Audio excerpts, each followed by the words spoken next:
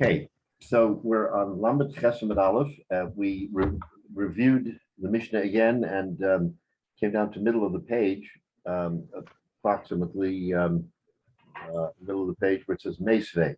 So where we're at is after having the discussion about the machlokes in the Mishnah between the Tanoim as to whether or not if you give a pikadon, let's say shomachinam, of course, in this case, of something that is spoiling, whether or not you have the authority to sell it to preserve the principle for the owner or not. So the Tanakama, it's interesting here because if we learn further in the Gemara, the Tanakama Stam Mishnah is usually Rav Meir.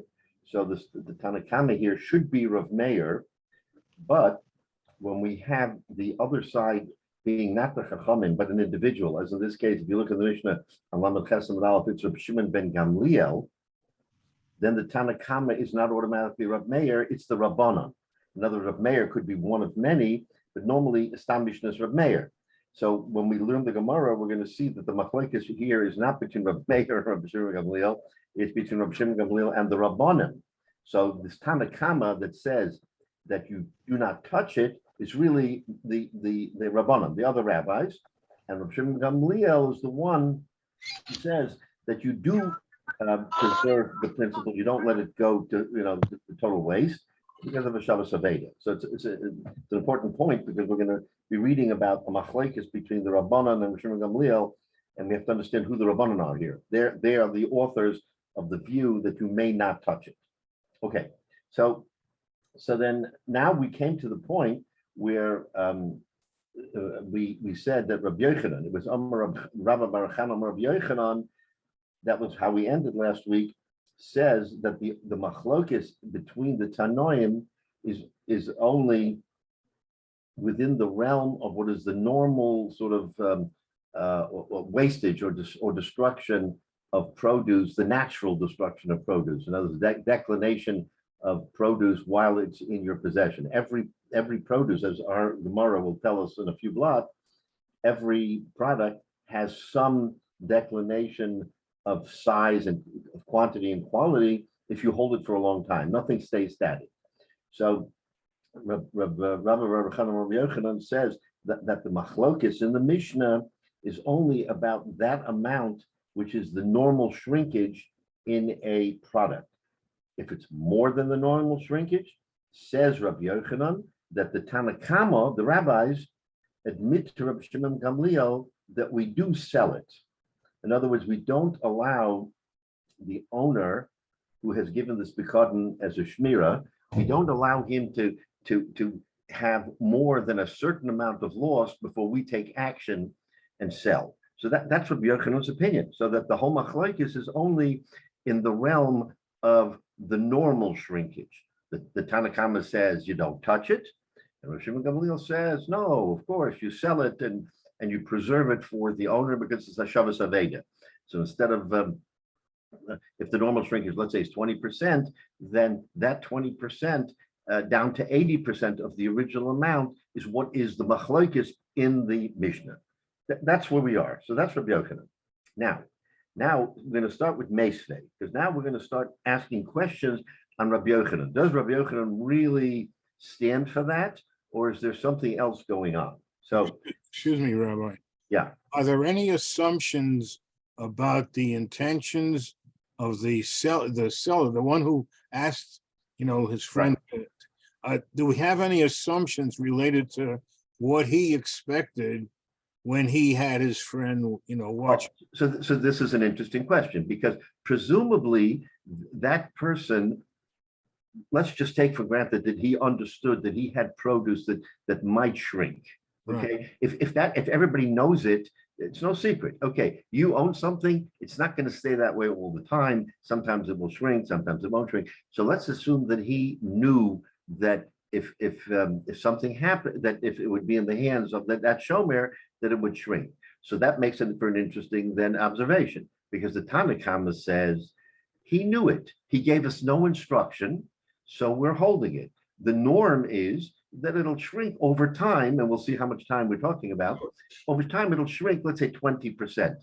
So he didn't give me any instruction that if he sees that it's shrinking faster or slower or whatever. So he knows that he will have some loss over that period of time. We have to make that assumption because everything else is silent.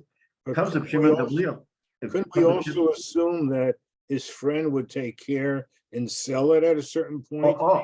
So what? Yeah, so that's the question. What's the assumption? So the Tanna Kama says that without any specific instruction to the shomer, he has to observe the norm. If the norm to him is that the owner has to give him some instruction. Silence means we'll just go with what is considered to be the hamonam, what everybody does, and that is that they hold it. If I get a call, please go ahead and sell it or do something for it, I'll do it. Otherwise, I do nothing. I do nothing. Comes Reb Shimon Gamliel and says, and so Reb Shimon Gamliel gives us the chiddush and says, you know what?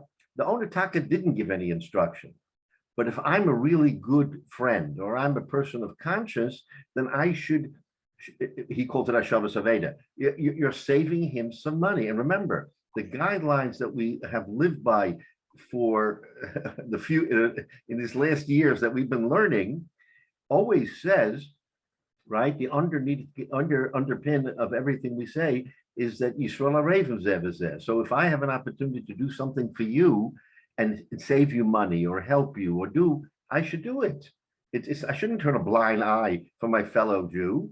So here, Reb Shimon Gamliel says, wait a minute, this thing is about to keep shrinking. The owner may have forgotten about it. He's traveling. He can't communicate with me. I've got to use some initiative and say, you know what?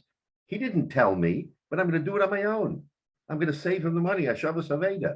Hashavas Aveda means returning a lost object, even if the owner doesn't even know it's lost. The owner doesn't know he lost an object. I found it. I know it belongs to Shimon. I'm going to quickly do something to help Shimon preserve his Karen. So it's really a perspective, like we had said before this year. What is Chazal? What are they thinking? What are the rabbis thinking in a situation where it's a normal business transaction?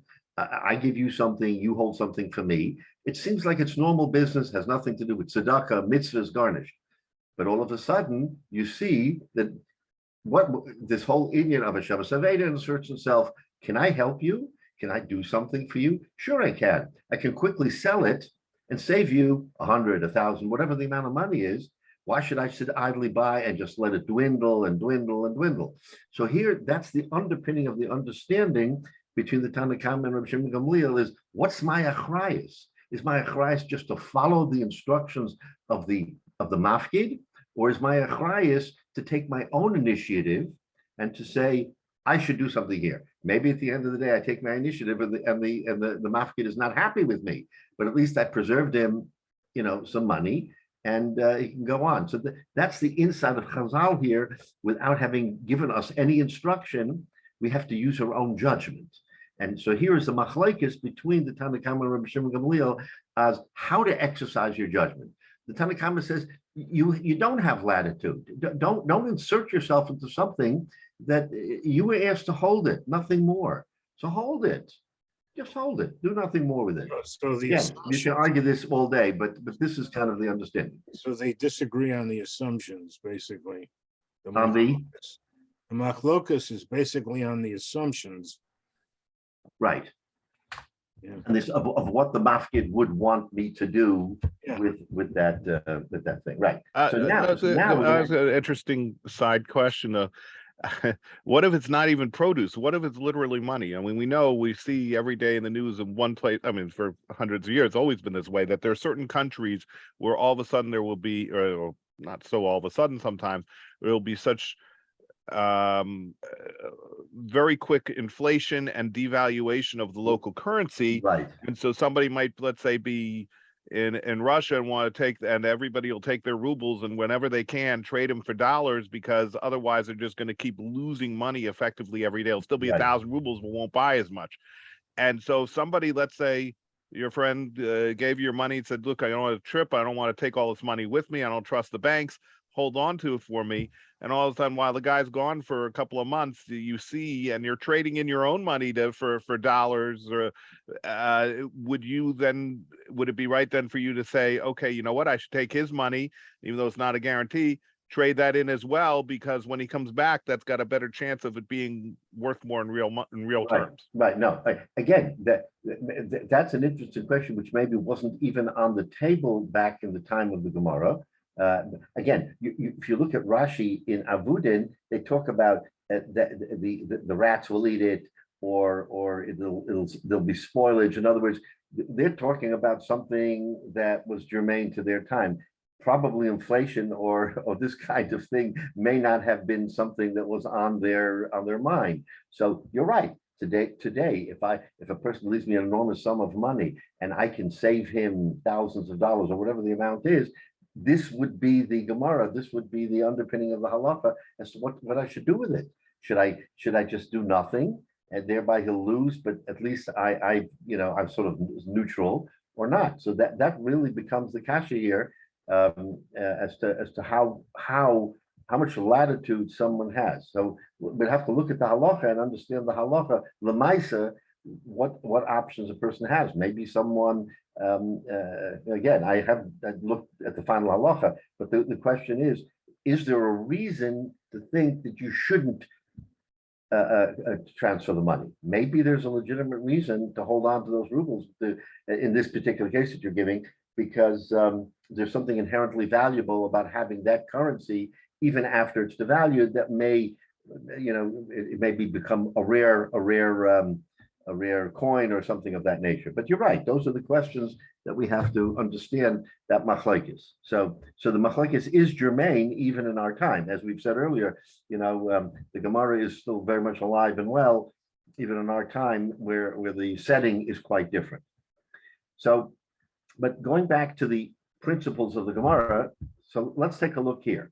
Meisvei, we're going to look at a brisa that somebody is going to impact, and we're going to ask a question on Rabbi Yochanan. Remember, Rabbi Yochanan is the one who says that the setting of the machlokes between the Tanna Kama and Rav Shimon Gamliel is all about the deflation, if you will, or the shrinkage of the normal amount of shrinkage that is acceptable or people know about, not something extraordinary. So therefore, says the Gemara, after Meisvei, therefore, since we in Rabbi Yochanan, lefichach balabayas also truma u'maser amokam acher. And remember that the machlokes between mafkana, so we go back to that machlokes, the machlokes in the Mishnah as to why you cannot, according to the Tanna Kama, sell it or do anything with it, is either according to Rav Kana because a person wants kab shalom, matisha kab chavero, meaning that he very much wants his own produce, therefore he'd rather lose some produce, but he wants the homemade, he wants his own. Therefore, as a reason why the Tanna Kama says don't sell is because someone has a preference to his own produce. Or Rav Nachman bar Yitzchak, who says we explained that to mean that if I have a field, and my field, let's say, I said it was in Connecticut, a big field in Connecticut, and from there I have to give Truma Masa. So what I do, I live in New York, so I have produce in New York, and I want to give the produce from what I have in New York in order to release the produce of Connecticut, so that Connecticut should now be not Tevel anymore because I gave Truma Masa from what I owned in New York, even though it's not on site, and therefore you're not supposed to touch what I gave you, is because what I gave you may turn out to be Truma and Maser, which I used to redeem the other field. So since you don't know what my preferences are, you can't sell the produce that this nifkat is holding, because it may be Truma and Maser, because I, the owner, made it Truma and Maser in lieu of the other field. That was that machlokes. So therefore, so the Gemara here, Lefika, Meisvei says the brisa, Lefika, where are you, Rabbi? I'm trying to find the place. Can you please repeat it? Okay, so let's take a look. The Meisvei is 4, 6, 8, 10. Maybe about 25 lines. It's the first word of the line, and it is, you see on the left where the Tosfos says machlokes b'chdei chesaron? Yeah. Okay, so go to the Gemara and go down 2 lines. So Okay, thank you. travel over to the Gemara and then go down about 2 lines. The first word says Meisvei. Okay, I have it. Thank you. Right. So the Gemara here says Meisvei. Okay, now let's take a look at our Shiur through the eyes of a Brisa. Meisvei, I'll ask you a question. What's the question? So this is going to be a question on Rabbi Yochanan, on his position. Therefore, in other words, the reason, because you're forbidden from selling the produce, the balabayas can do truma meiser and have it transferred to another place. In other words, where he can presumably make the truma meiser and allow the other produce to be eaten. Freik the Gemara v'lecha dilma havale yose mechdech soren. Okay, so the setting of our Gemara is, like Rabbi Yochanan says, that the whole issue has to do with within the realm of chadei chesaron, of what is normal shrinkage. But what happens if our setting is about yosem chadei chesaron? It's more than the normal shrinkage. Meaning, if normal shrinkage is 20%, maybe the discussion here is about a 40% shrinkage. V'zevinu, and the nifkad, the one holding it, will go ahead and sell it. He's going to take it upon himself and say, "Wait a minute, I know that my guy will be okay with 20% shrinkage, but I'm sitting here, he's not with me, and this shrinkage is continuing, and it's now 40%. I've got to do something. He gave me no instruction, but I must do something to preserve his wealth, because I know that at 20% he'd be okay, but at 40%, he's going to lose 40%, 50% of his value. He's not going to want that. So I take it upon myself to sell it. Then what's going to happen? The owner, who's not in New York, he's somewhere else. He still thinks that he can sell this food for truma meiser, but the nifkad has already sold it. The nifkad has sold it to preserve the owner's value. So now it is no longer truma meiser. So it's going to turn out and so he's going to eat tevel. Why? Because he's going to think he can still sell it. So he's going to say, I'm selling this produce. Meantime, it's already been sold. It is no longer available for truma meiser. He's going to think, the owner, that it is available for truma meiser, and it's going to create a big problem for him, because it's going to be tevel. So the Gemara's kasha is, in essence, the nifkad wants to help.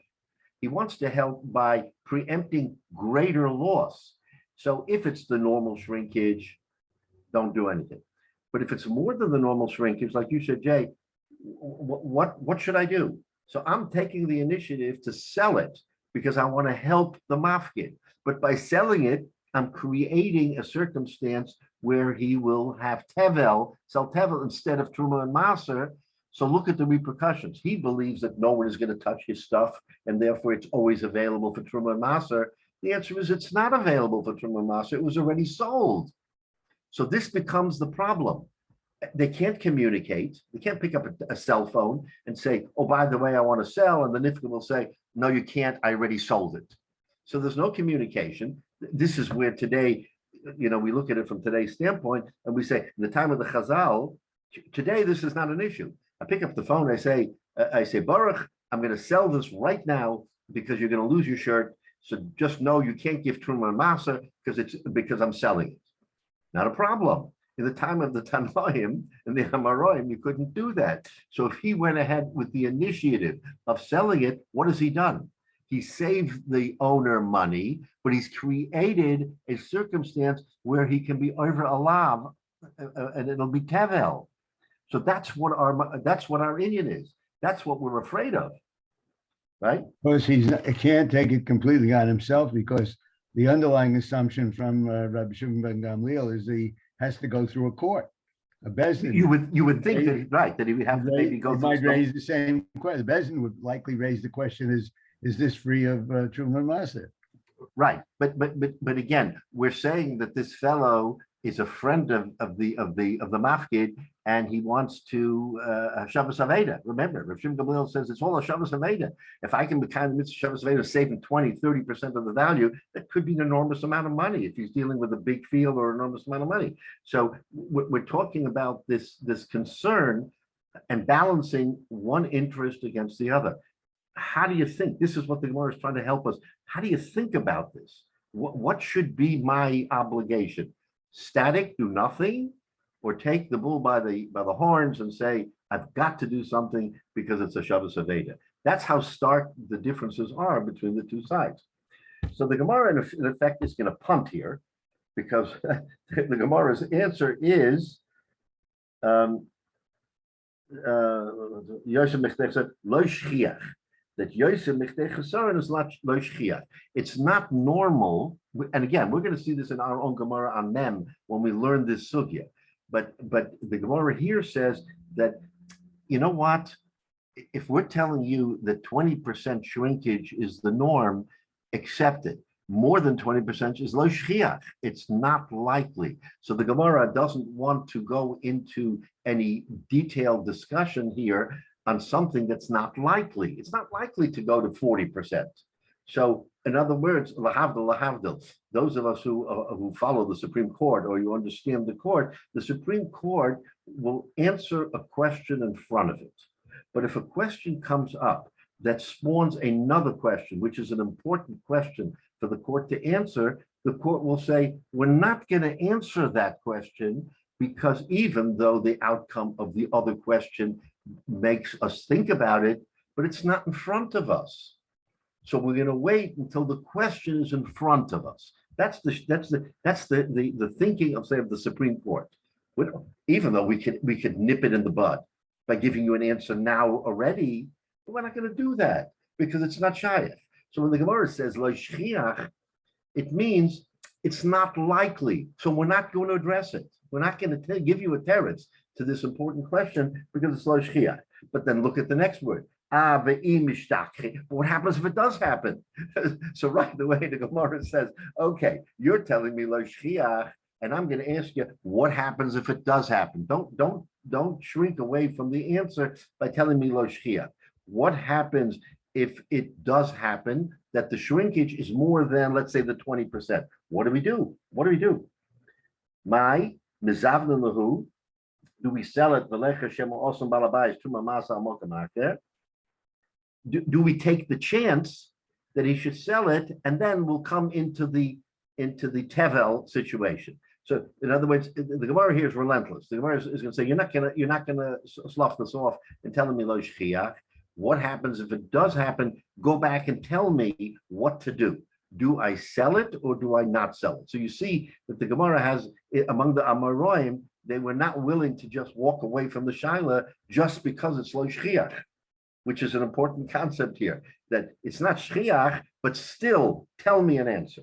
Okay, so the interesting interplay. And for the Gemara, Shema Osam Balabai Ki Mazvinan Nami Lekayhanim B'Demei Truma Mazvina Lahu. So he gives a very interesting answer, and he says, you know what? Okay, I'm going to answer you. You know what you do?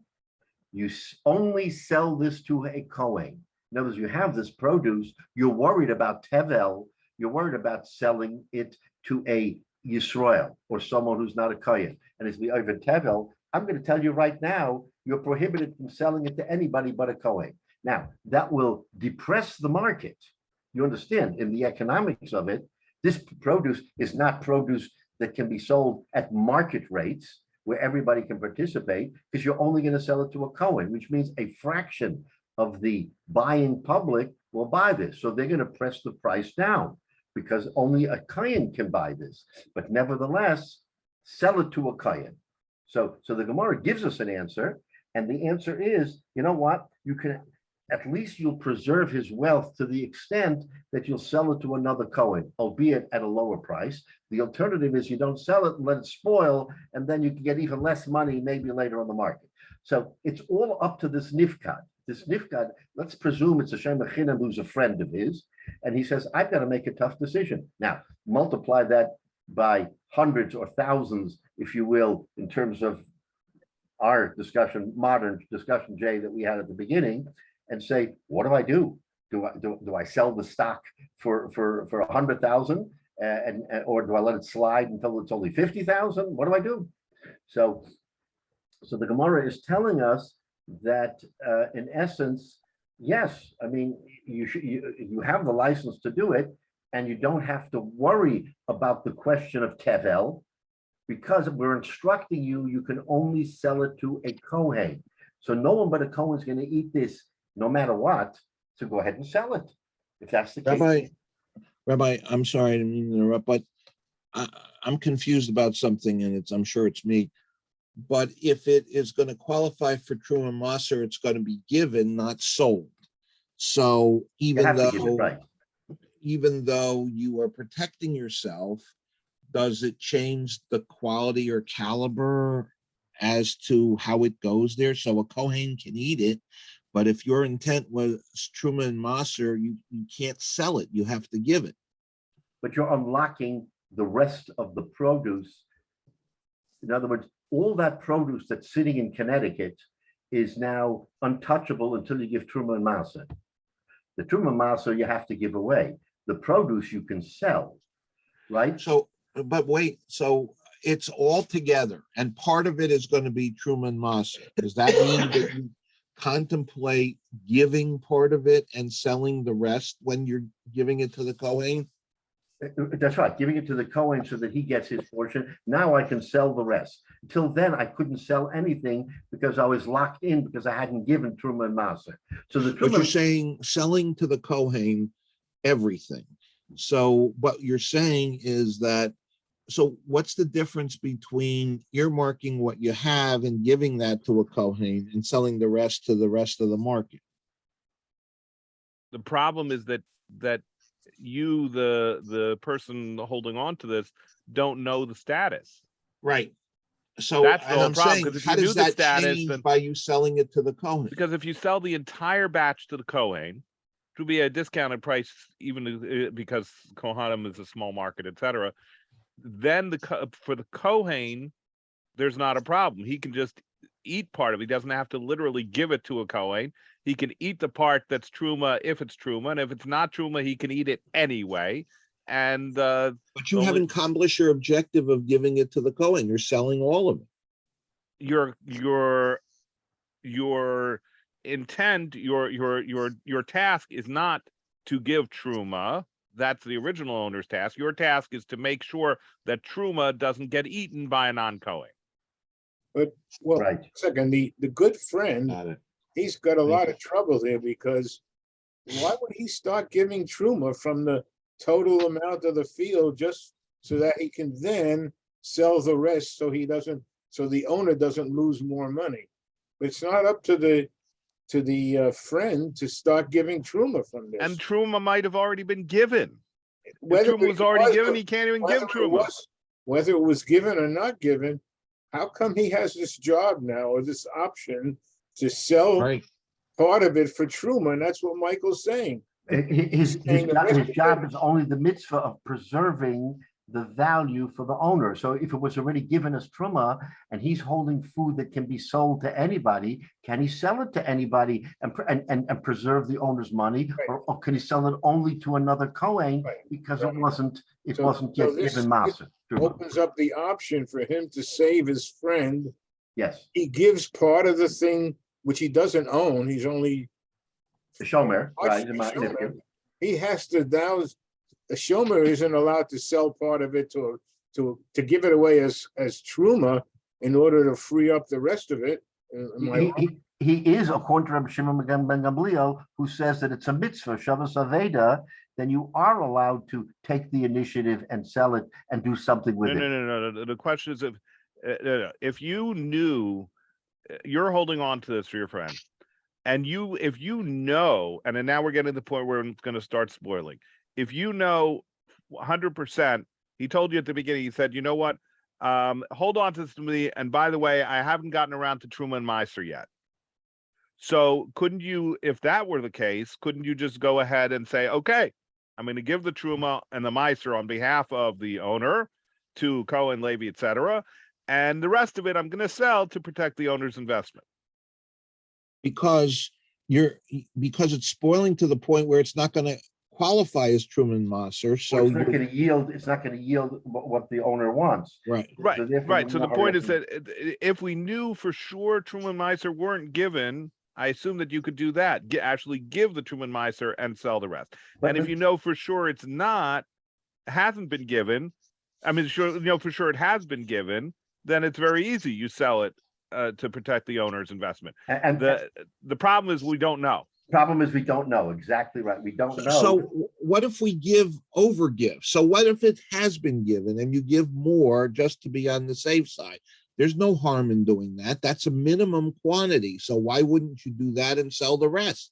But the owner will not have known that he already did it. In other words, you're right. You can give more than you want to give, but since the owner is in limbo, what did the nifka do on my behalf? I don't know what he did. But you see, I don't understand, because he's not the agent anyway for Truman Maser. He didn't say to him, "Do it for me." He said, it hasn't been done. So can he be the No, he didn't agent even when say he's that. not authorized?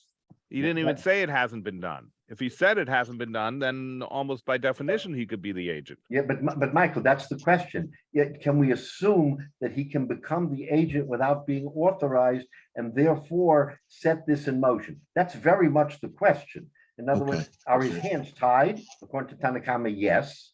According to Rabbi Shimon Gamliel, his hands are not tied because he's allowed to do something which will be to the benefit of the owner. But according to the Tanakama, he's absolutely tied. He can do nothing for the reasons of the machlokes between Rav Kana and Rav Nachman bar Yitzchak. So all this is tied together as to what the initiative of the nifkat can do. So each one of these machlokes that we re-emphasized last week has an important impact on all of this as to what he can do. But this whole argument now is in Rabbi Yochanan, because Rabbi Yochanan says that, you know what, the Tanoim would never argue about something that is spoiling beyond the norm. We're dealing only with the norm. So the Gemara asks, well, what about if it is beyond the norm? What do you do? So the answer was, nah, it's not going to happen. So the Gemara presses, but it did happen. It did happen that it went beyond the norm. So now tell me, inherently, what do you think should happen here? Do we trust that there will be mental communication between the mafkid and the nifkad will go ahead and sell it, and the mafkid will understand, or he won't understand?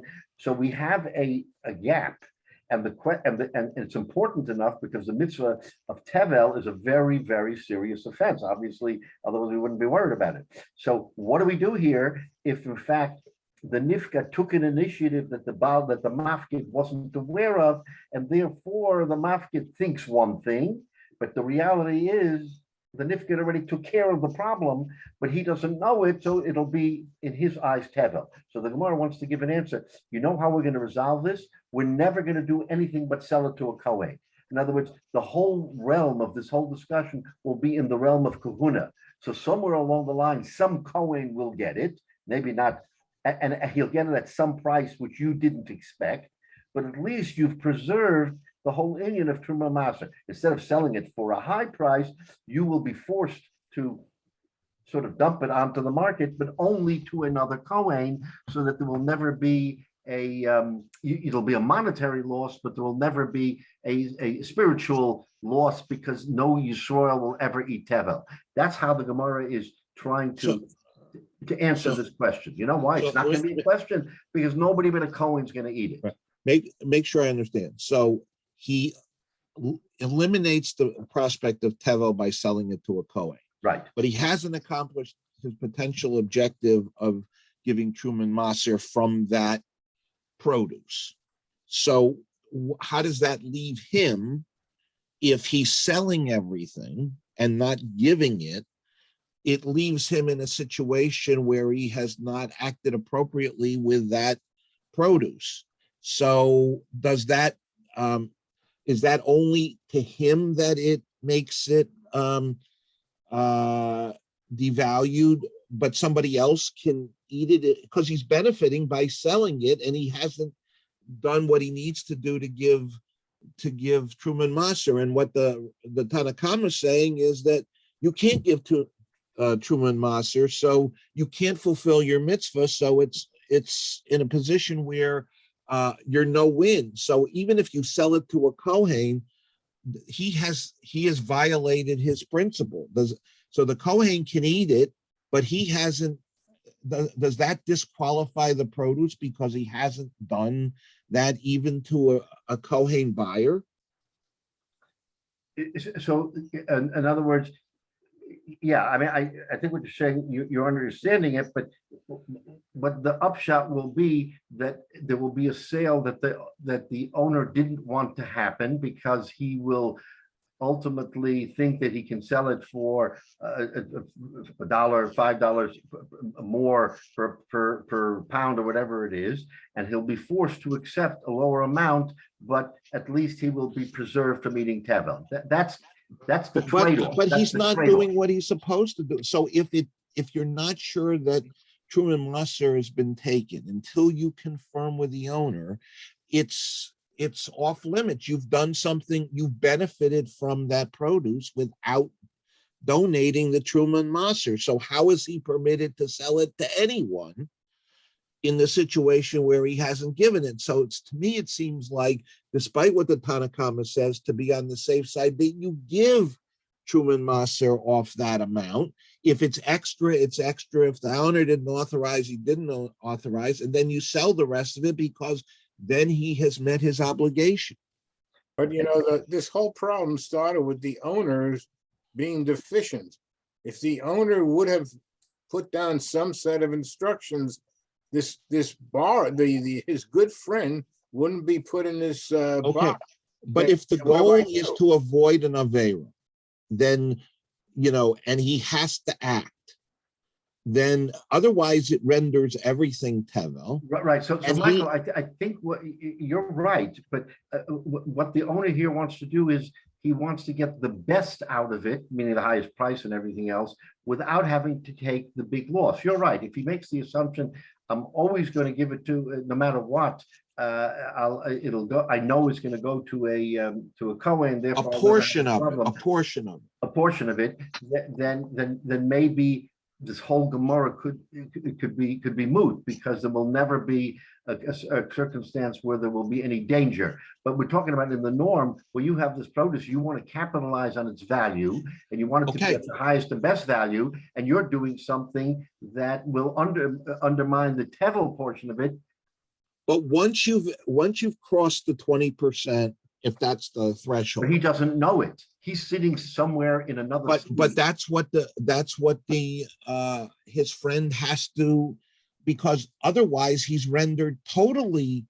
He can't make anything out of it. Right, but the owner will not have a minute that it actually exceeded the 20% margin. He won't think that my produce deteriorated beyond the 20%. So he won't even attribute anything to the nifgad that he did anything to help him, because it never happened. My produce is fine. But the point is that you're trying to preserve any value. So you have to look at what's that value. So, at that point, if there's a doubt, the risk that you have is if you do nothing, it spoils to nothing. If you sell it as it is, even to a Kohen, and you have not made Truman Maser, it may have been illegal to even sell it to a Kohen because he hasn't taken the portion and given. So he should have to give the portion that equates to Truman Maser as a baseline, and then he can sell the rest. But Rabbi, can I jump in for a second? Sure, yeah. Because again, I may be a bit unclear, but I'm not sure that you and Michael are necessarily on the same page on this one. And again, it just may be me. Go ahead. So just to clarify, Ruvain has produce. Ruvain asked Shimon to watch it for him. Right. Okay. Now, Ruvain is thinking, hey, I might dedicate some of what I gave to Shimon as Truman Maser in order to make acceptable other stuff I have in a totally different country. And that's what he does all the time, right? Right. And that's what he does all the time. Okay. Now, meanwhile, Shimon's holding this stuff, and Shimon sees it's deteriorating. It's deteriorating more than the norm. Right, more than the norm. So Shimon wants to do something with it to try to save the value. Right. However, we got Ruvain who's thinking that he's going to dedicate some of what Shimon's holding for Truma and Maser because he does that normally. And Shimon's thinking, wait a minute, I can't just sell this stuff because if I simply sell it, and meanwhile Ruvain has dedicated some of it as Truma and Maser, then I, Shimon, am actually selling produce. I'm selling tevel. Okay, so the answer given in the Gemara is Shimon should sell it all to a Kohen. Granted, it's less than what you get on the market. Shimon should sell it all to the Kohen. And Okay. this way he'll prevent Reuven from doing something that will. Okay, Go so ahead. that's the setup. So here's Michael's question, which I totally understand. Truma has to be given to a Kohen. Right. The solution the Gemara is giving is that Shimon sells all of the produce that he's holding on behalf of Reuven. He sells it to a Kohen. And the Kohen gets a discounted price. Right. But if all of the produce being held by Shimon is sold to a Kohen and none of it is actually given to a Kohen, how has that transaction done by Shimon?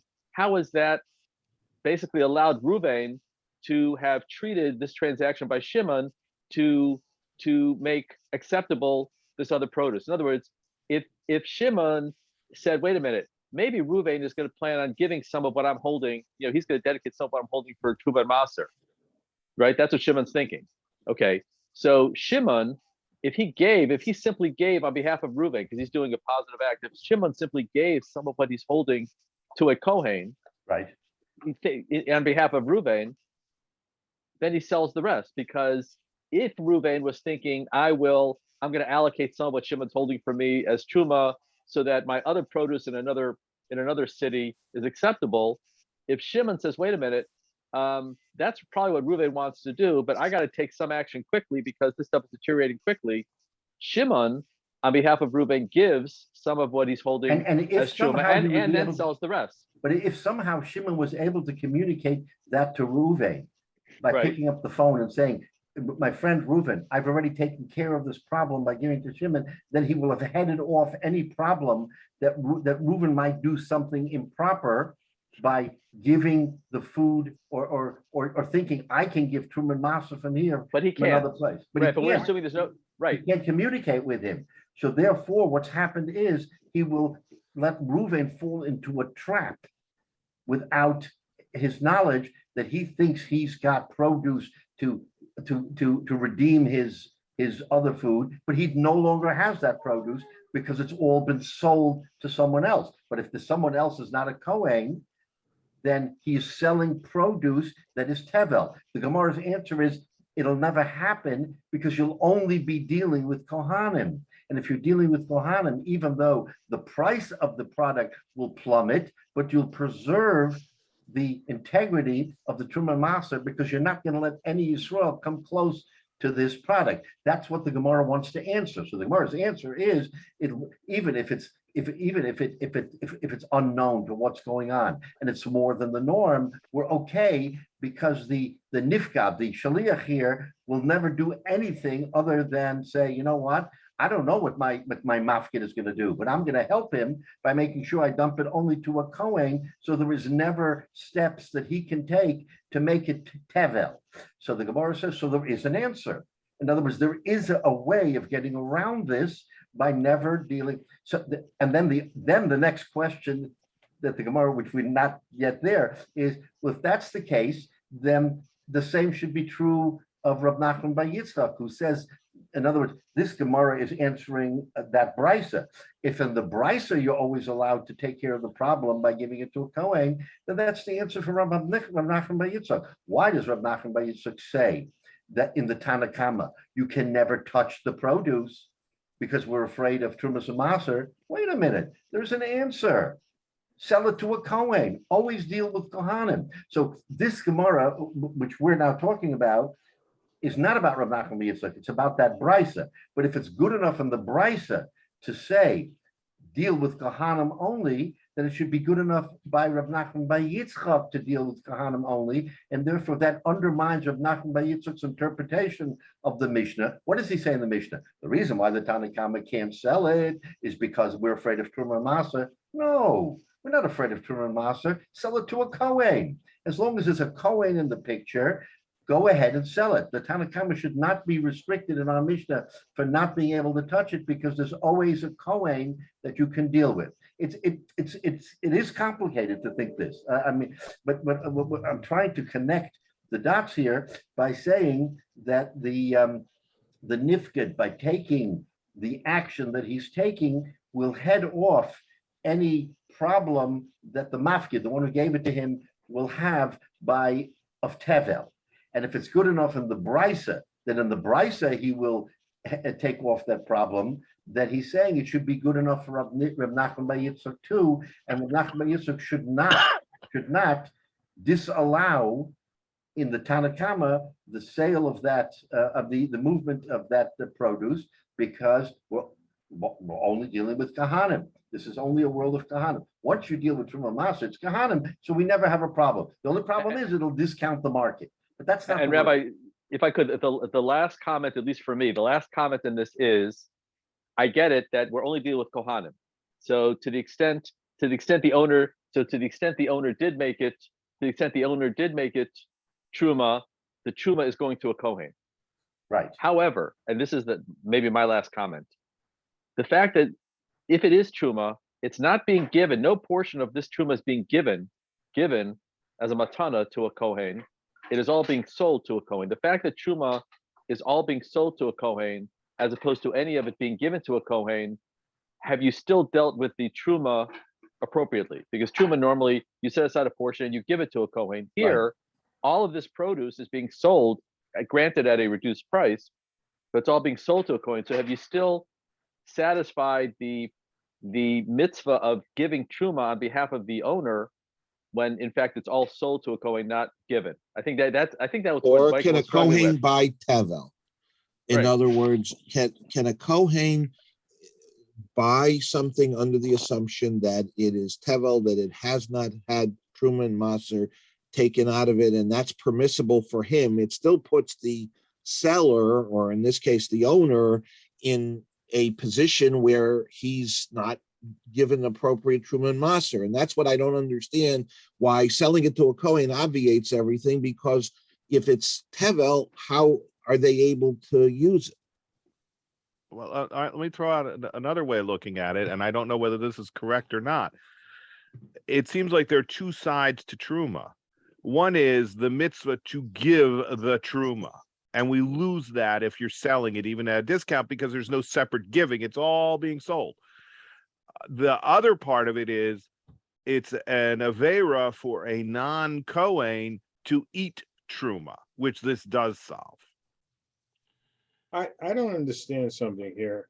I'm getting more confused. The friend, if the friend goes ahead and said, look, this is an uncertain situation, I'm going to give Truma from all this stuff that my friend asked me to watch. I'm going to give Truma the way Truma is normally given, and it's done and finished. And by definition, the rest of the field is sellable to anybody, just the way it would normally be. He can avoid all of this complications just by giving Truma. But I think that's what Michael really said. Exactly. Jay, you said it much better than I did. Why do we need all these complications? Just give Truma. That should be the answer of the Gemara to the friend. Just go give Truma the way you would do it as if it's your own field, and everything, all the problems go away.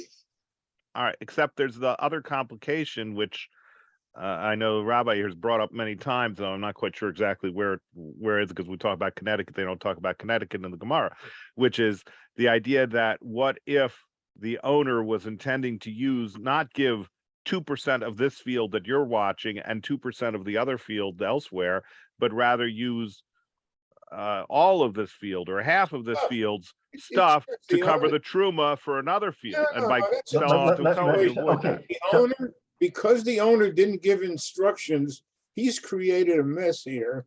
Exactly. The way to get out of the mess for the guy who's the good guy who's doing a favor is he gives Truma, and all of this stuff stops. And Menashe, conversely, if that's his only field and the friend doesn't know what's there. You can't know that. So the only way you can be assured that truma is given because you don't have the knowledge is to give truma. So that solves everything in terms of protecting, and you can sell the rest to anyone you want, which But will but we presumably were saying yield the a whole higher problem of price. one field covering another. He can also stipulate that if my friend happens to own other fields that I don't know about, I'm doing him the favor by giving truma from this one, and it should cover the other fields. But he doesn't know how much is in the other field. Doesn't matter. He stipulates if he has other All fields. right, but then it's relying on the fact that truma can be a minimal amount. Truma is normally a 50th, a 40th, a 60th, but it could be a. But it can be more. So the curveball here, let me just say one thing. The curveball here is that he sold this produce that he's holding it before he knew whether the owner gave truma and masa. Oh, that's a So different. if he sold it before, That's a different scenario. just to preserve its value, then the owner doesn't know that it was sold, and he may make it truma and maser when in fact it is tevel. So the Gemara says, you know how you're going to get around that? Because when you are going to sell it, you're only going to sell it to a Kohen. So even if the owner mistakenly says, I'm making this truma and maser, it's already in the hands of a Kohen. So there's no problem. So the order of events are upended here because he sold the produce that was in his possession before truma and maser were given. The owner didn't know that he sold it, so now he's going to make it that which the nifkat held. He will make truma and maser. If Rabbi, the problem I have is it's sold, meaning the transaction is done. So you mean you can go after the fact and ask for a refund? No, you can give truma and maser on the rest of it, even if you've sold the first part. But we're saying he sold everything. No, he didn't sell everything. He didn't know that the nifkat sold the portion that was in his possession. He didn't know it. He didn't sell the big one in Connecticut. That was still there. So he wants to go ahead and sell it. He said, you know what? I'm going to make truma and maser out of what my friend is holding, and therefore it's going to redeem and open up my selling my entire produce in Connecticut. If the nifkat sold it to you or me, non-kohanim, it would be tevel. Therefore, the Gemara's answer is it'll never be tevel because you're only going to sell it to a Kohen. So but that's what I'm missing. If he sells it, let's say he sells it all to a Kohen. Right. He hasn't given anything to the Kohen. Yet. But what do you mean yet? If he sold everything that Not he everything, had, only what the nifkat had. He didn't sell the Connecticut field yet. That is the object of our discussion. He wants to sell that. Then the assurance is to give from the Connecticut field a portion, and then he can sell the rest without any trepidation. But he won't know to give a portion because he will have dedicated what the nifkat has in his possession for truma maser. Therefore, the entire Connecticut field is now open for him to sell at the highest bidder to a non-Kohen. And because he doesn't know that the nifkat already took care of a problem, therefore it will complicate matters for him. But what if he didn't take care of the problem? That's what you're worried about. Right. We're worried that the mafkid will think status quo. No one took care of any problem. I need to go ahead and give truma maser from what he's holding. Therefore, my Connecticut field will be open to everybody else. In the meantime, the nifkat has already sold it to you, a non-Kohen, and he won't know it. So he'll say, you know what you're holding is truma maser. But wait a minute, what I'm holding, I already sold to Michael as regular That's produce. my point. So you give it so you don't have that. That's the Gemara's answer. The Gemara's answer is the way to get around it is to make sure that what the nifkat is holding only goes to a Kohen. But when you say still goes, doesn't you said satisfy the- sells. But the Sell basis- it. whole Sell it, basis right. of the discussion here has been that the positive commandment to give truma has not been done. Can the mafkid, when he finds out about this transaction, give truma from other holdings of his? If he has other holdings. Well, he does. He does have other holdings, but he's assuming that other holding can be sold at the highest market value to anybody because he's already redeemed the field. So the easy thing would be always for him to have communicated to the nifkat, take care of this, make sure that this is only sold to a Kohen, so therefore anything I do subsequent is going to be 100% kosher. But he didn't give that instruction. So now the nifkad has to take, normally the nifkad would say, you know what, I'm going to rely on the owner to give truma and masa from here and take care of his business. I'm just a shomer. But now that I see that it's deteriorating beyond the norm and I want to help him, how am I going to help him? So the Gemara says the only way you can help him, there is a way to help him. You help him by making sure that what you have in your possession only goes to a Kohen, and therefore there is never a tevel issue. But the owner, because why? Because the owner will not have known that you sold it. But if you sell it to a Kohen, it doesn't matter if he knows or doesn't know, because his field will be basically open to sale to anyone because he fulfilled the mitzvah of Truma Masa. That's what makes it complicated, Michael, is that I'm not understanding. you're not Rabbi, understanding. I don't get Okay, it. all right. So I have to think of a different way to approach this to make it understandable to the owner, that the owner, in the case of Chesaron Yosef Mikis, where the value goes below the norm, how will the owner be treated so that he shouldn't violate? Only the owner violates from tevel, not the shaliach. So the answer is that the shaliach of his own accord will say, you know what, I have no instruction. I know that this value is about to go downhill. I'm going to take this produce and make sure only a Kohen gets it. This way, no matter what happens, the owner will never fall into the trap of tevel, because it will have been given or sold in this case, to a Kohen. You can sell truma to a Kohen.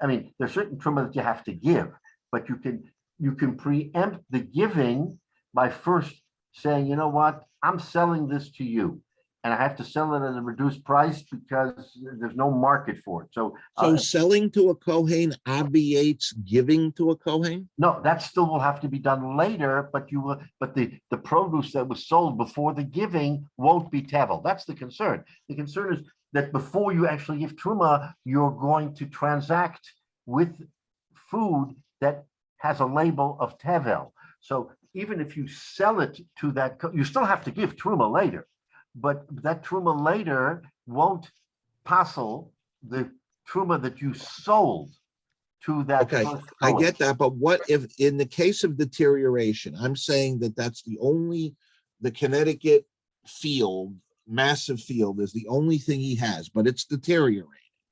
So if he sells No. What's deteriorating is what the nifkad is holding in his hand.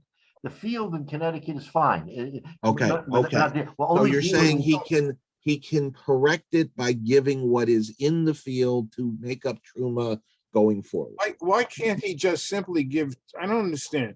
If he gives truma, the friend gives truma for the field that he's holding, that takes care of this field. And when the owner wants to do something else, he'll tell him, I did sell it to save you money. I gave the truma and everything's fine. Your other fields I didn't know about. It doesn't matter even if I know about it.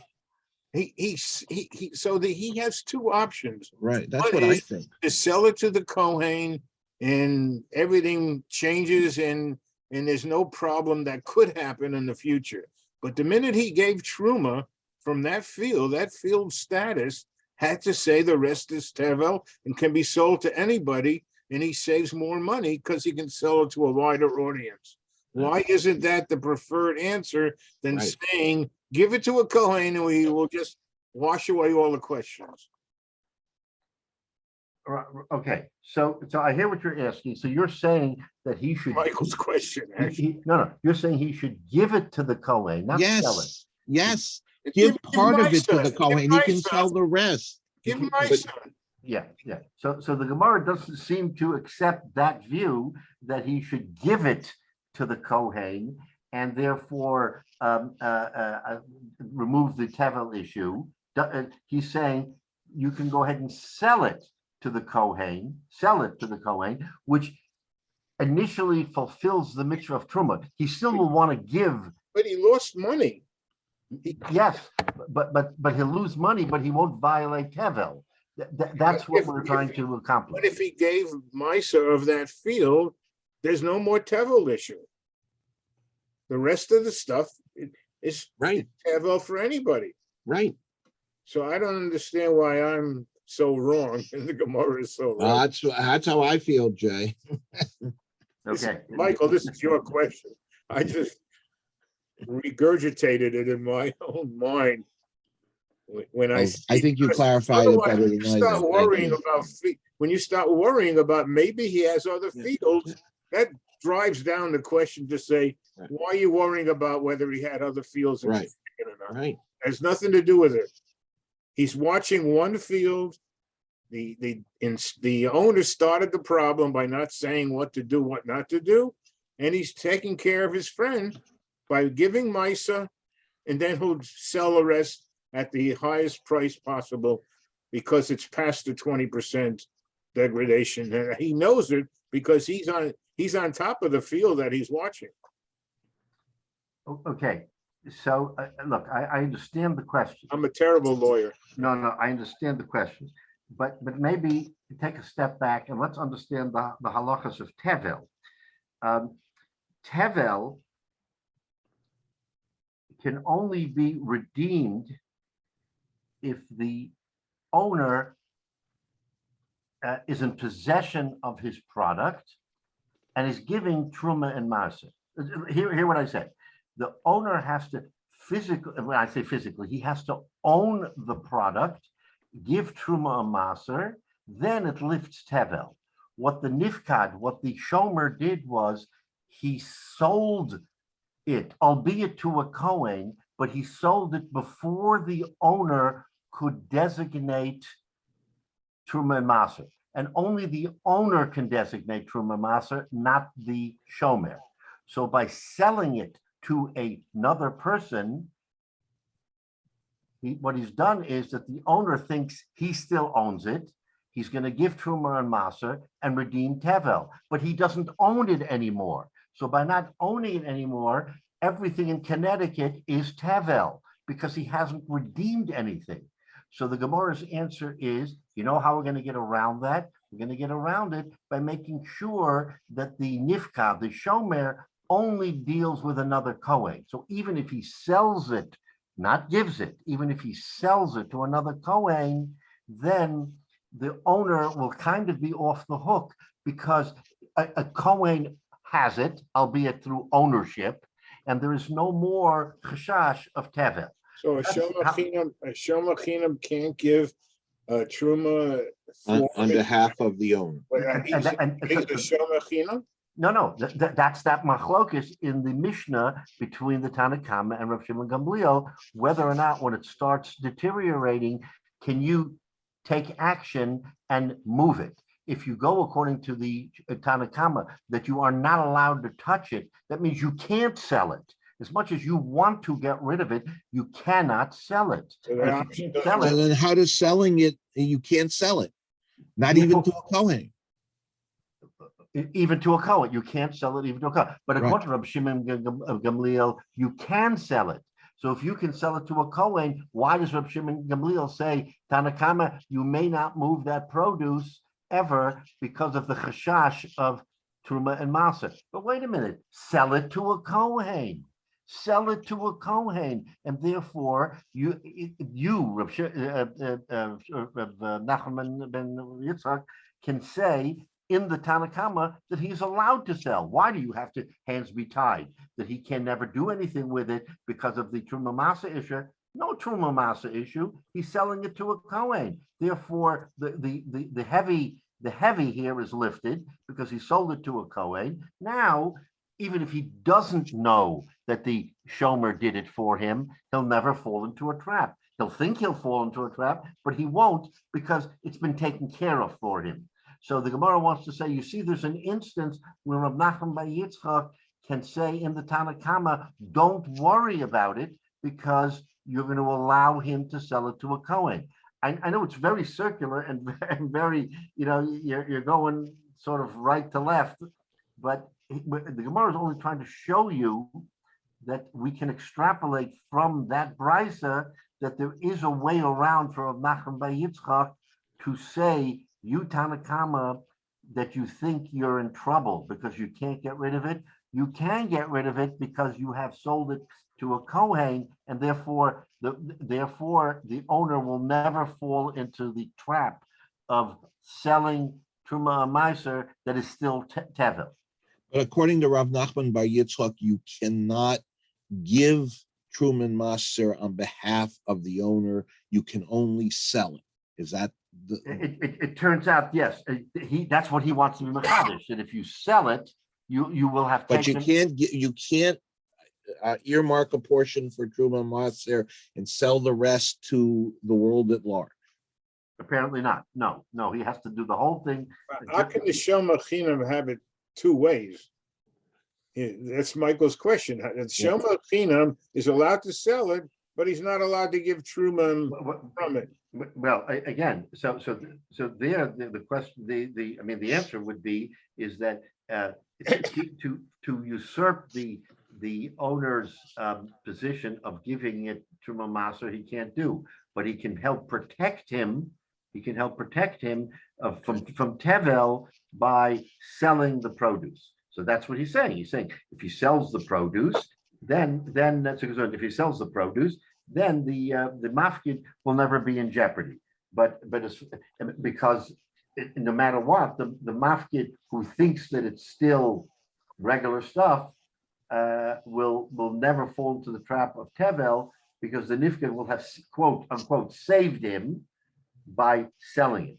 That's one last thing for today. Just one last thing. Yeah, and I don't understand if he sells it to a Kohen, he preserves it, but if he sells it to anyone else, he doesn't. He's going to give truma from something else for a Kohen. Why does that? Why isn't that guarantee also true for selling it to somebody else? Because he has other stuff to make truma and maser donations with. Why does he only have to sell it to a Kohen? It just doesn't make sense to me.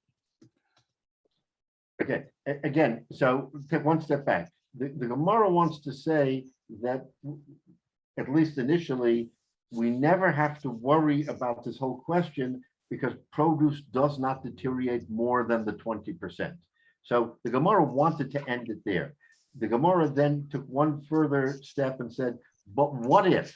Okay, I understand you're telling me this, and by the way, this is an important discussion of whether or not the produce ever deteriorates beyond 20% and how long it takes. That's we haven't even touched that, but that is a discussion with Gemara that is very, very important.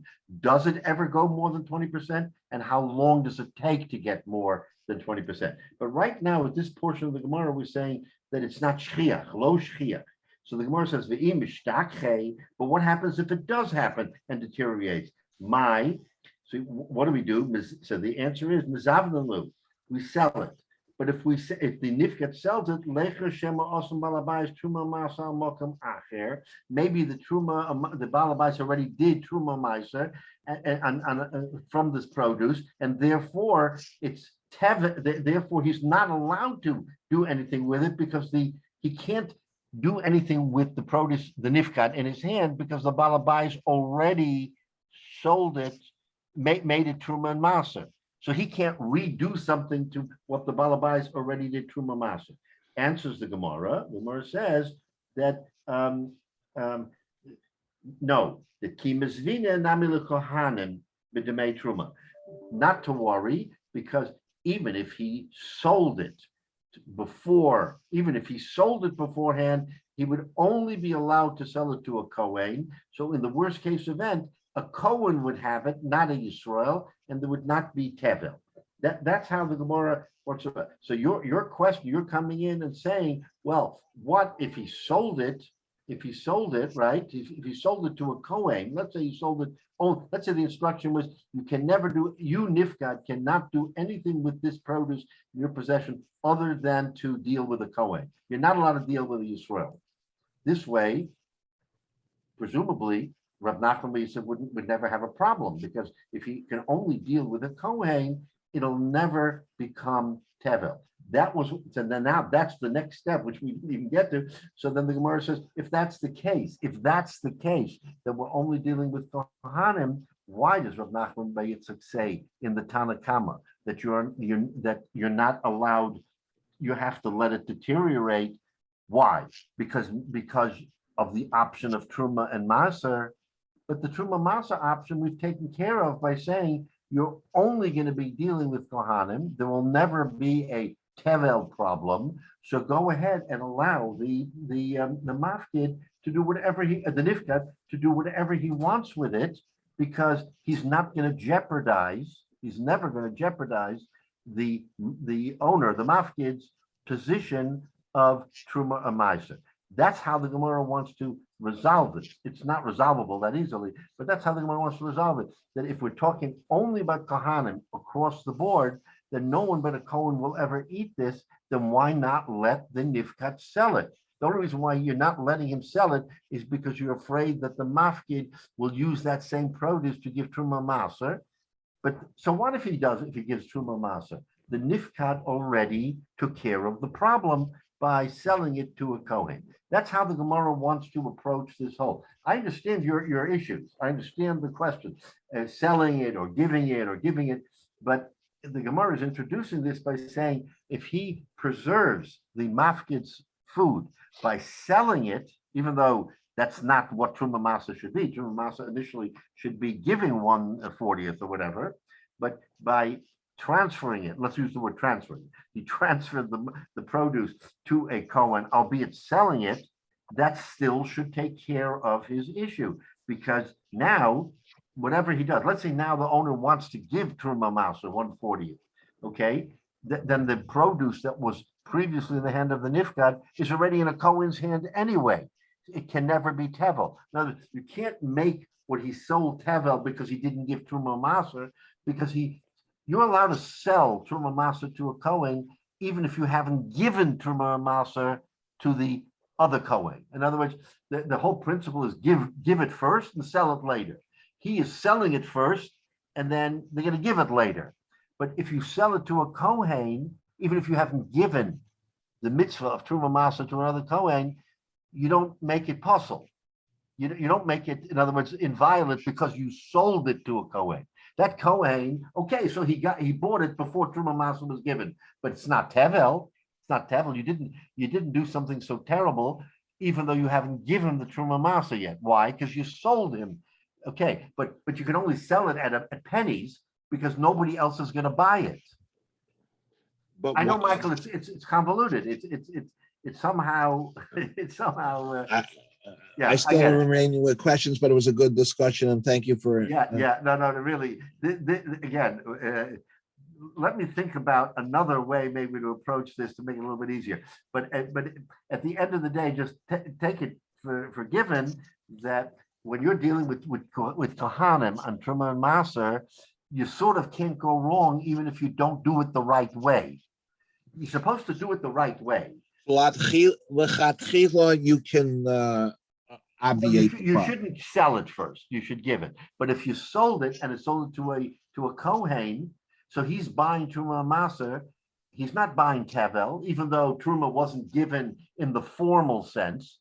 He's not buying Tevel. But if I sold it to you as a Yisrael, you would be eating Tevel because there was no Truma Maser given yet, and you're selling it to Yisrael. But I can give it later, so you can reverse that, can't you? You can give it later, but you only will preserve Truma if the first sale was to a Kohen, not to a non-Kohen. That's the part I didn't get. That's it. In other words, if you previously sold it to Michael, who was a Levi, or to me as a Yisrael, and you didn't give Truma, then you're over on Tevel. But if I sold it to the Kohen and the Kohen has it, then even though later I'm giving Truma, I haven't given but Tevel. But Bisman Hazeh, we have the situation where if you buy, except for the Shemitah year that just ended, if you buy produce from Israel, okay, and you're not a Kohen, and the seller's not a Kohen, so on, you go ahead, there's various procedures, though you and others have, where basically where you essentially you're taking out Truma yourself. Correct. And this way you've already made the whole field available to the rest of the world. Well, no, because I've made my bag of oranges available to whoever. oh, right. You haven't Right, done because- anything about the others because you No, didn't no, buy that. no. My produce, my produce. I've Whatever now I bought. made- Right, to the rest of the world, because we have a procedure. In that Right. time in the Gemara, there wasn't such a procedure. It was just the owner. He had a field in Connecticut. He had he lived in New York. He had a friend who was holding his stuff. It wasn't organized. So now we have to say, how are we going to protect him? Because it's not organized. You have to organize this. So the answer is, make sure, again, the Gemara is now saying, make sure that the Nifkad knows it only can go to a Kohen, therefore there will never be the repercussions that we're talking about here, that there will be Tevel. That's, again, yeah, maybe in very simplistically, that's how we have to look at it. But again, that's now the difference between a non-communication between parties and communication between parties. Yet if he was able to communicate, he would be able to instruct, tell him what to do, and it's done, and there's no problem. But now the Nifkat has this responsibility. What am I going to do? What should I do here? Not touch it like the Tanakama, or touch it and somehow make it better? But there's a problem of Truma Maser. Well, I'll give it to sell it to a Kohen. I'll make a few pennies, not dollars. I'll make a few pennies, and there will no longer be a Truma and Maser issue. And then later on, whatever he wants to do, he can do. He can give it and sell it and whatever he has to do. But once the Kohen, the first Kohen, has it, then it's no longer Tevel. It's no longer Tevel. That's the underpinning of this. And again, it is complicated because we haven't even got to the part of the Gemara where the Gemara says, okay, I understand everything you're saying, but it still doesn't apply to Rav Nachman. It applies to the Brisa, but it doesn't apply to Rav Nachman Bar Yitzchak. So the whole kasha was, why does Rav Nachman Bar Yitzchak have a problem? He can simply sell it to a Kohen, and therefore, according to the Tanakama, he's allowed to get rid of it because there's no longer a Truma Masa problem. That was the kasha. The answer is because you can't make that comparison in Rav Nachman. We haven't gotten into that yet, but that's going to be the answer, that you can't take the Brisa, the principles of the Brisa, and apply them to Rav Nachman Bar Yitzchak. And Mitzvah Shem, again, next week, hopefully, or next time we learn, we're gonna see why Rav Nachman Bar Yitzchak can't answer, oh, sell it to a Kohen, and therefore I am allowing under the Tanakama, I'm allowing him to sell. We're going to see that answer, but we still have this issue here that which has really been a thorough discussion, and I know that's what makes it unclear here, is because we're dealing with a situation that is problematic. How you get around giving Truma and Maser and letting the owner know without him knowing that Truma Maser, that a Kohen has it, and he no longer has a Tevel issue. That's Michael, but I think is bothering you here. Yep. But all right. So let's revisit. Thank you, Rabbi. I again. appreciate your going in. Yeah, no, it's important to get to the essence of it and try to understand, so there isn't any doubt, even though we're taking a lot of time with it. But we have to understand the theory of the Gemara. So Mitzvah next week, I'm going to look at this and see how maybe to better explain it, and then we'll slowly move across. So at this point, Blinetta, I will be in touch with you